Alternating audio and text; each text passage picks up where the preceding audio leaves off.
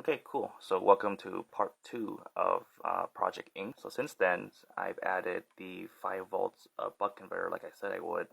So we have 3.3 volts up here, 5 volts up here. This 5 volts is pulling from the 7.4 volt rail that comes from the 7.4 volt LiPo battery. These leads are for testing with my multimeter, just to make sure that when I'm dialing the buck converter that it's exactly 5 volts or close to it. And then for this side, this is going to be a trigger switch. This is a 5 volts fan, and this is going to be part of this system right here. So you're going to press this switch, the fan's going to go on to simulate some sort of effect for this project, and then there's going to be a pressure transducer that's hooked to this section, this part of the Arduino, and that's what this is. This runs off of 5 volts, and it's threaded as well. So this right here is a 90 degree, and I'm gonna make an enclosure to mount it like this, and then it'll basically sense pressures and get read by the Arduino. And when something happens, when it gets to a certain amount of pressure, stuff happens, and then it creates the effect I want it to create. This is going to be the pump that I'm going to use for pumping the water. This is a 12 volts DC pump. So I'm going to have another buck converter down here and use this rail as the 12 volts. And I actually bought a 14.8 volt LiPo battery just for that. Yeah, because you don't want to step down a big range of voltages. So say for example, if I wanted to just use the 14.8 LiPo battery to power all this, if I wanted to step down 14 volts to 3 volts, that is 11 volts difference, right? And that's going to heat up your heatsink here a lot, because that energy has to go somewhere, and usually it becomes heat, and that's no good. Heat is never good in terms of electrical systems. Going from 7.4 to 3.3 or 7.4 to 5 volts is okay. The heat difference is not, the drop is not as drastic as if you're going from 14.8 to 3 or 14.8 to 5 respectively, right? So that's why I'm having another system here, a buck converter that goes from 14.8 to 12. So there's only like a 2.8 volt drop. So it won't be as bad. So yeah, so now I need to make a quick trip to Home Depot to find hoses, piping, and all this other stuff. And I'm also going to be using a check valve. So basically what these do is that it only allows flow in one direction, so that's why it has an arrow, right? If water goes in this way, it can only go in this way, it won't flow back. That's because I want to use 2 of these, right? So one going this way, one going this way.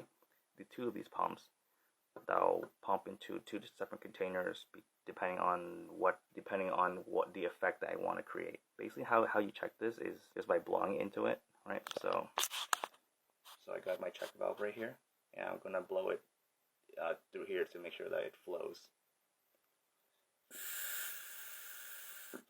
So you hear that there's a diaphragm that's spring loaded, so that when you blow through it from this end, it comes out. But if you blow through it from this end, nothing happens. So that's how you know that this works. So yeah, time to go on a Home Depot run.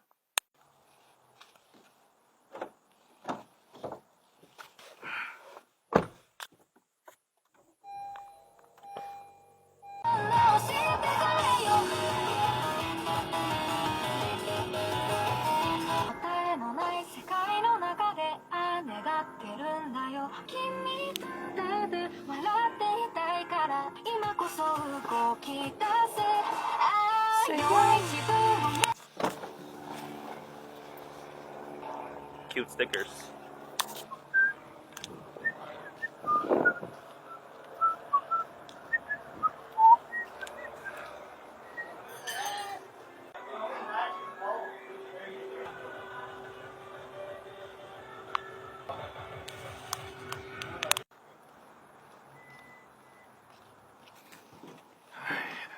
Going to the Home Depot with a bag of my stuff, so it doesn't seem like I stole whatever they think I'm gonna steal.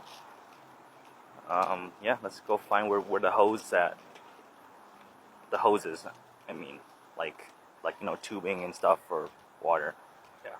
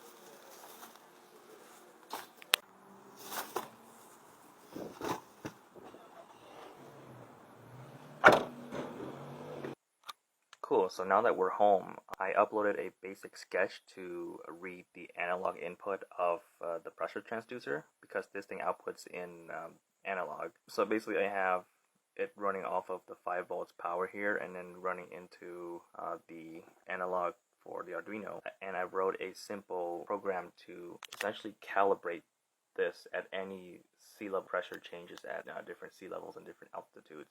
So I wrote it all in terms of variables instead of hard set offset. So you can see that with nothing on it, right? So there's nothing hooked up to it. It's exposed to the atmosphere or ambient air. You can see that it's stabilizing at 0 and 1. So it's jumping back between 0 and 1. But if I were to blow on this, then this value would increase. So let me just try that real quick. So I'm gonna just blow on this. You'll see that it will go up in value.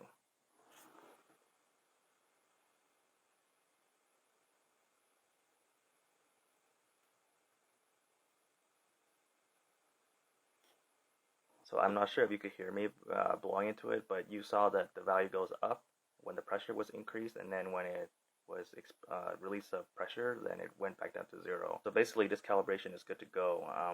Next video I'm going to be rigging up a couple of buckets for the pump to transfer water from one or another, as well as attaching this to a test bucket so that you can see that as I add water, the pressures will go up. So yeah, stay tuned for part 3.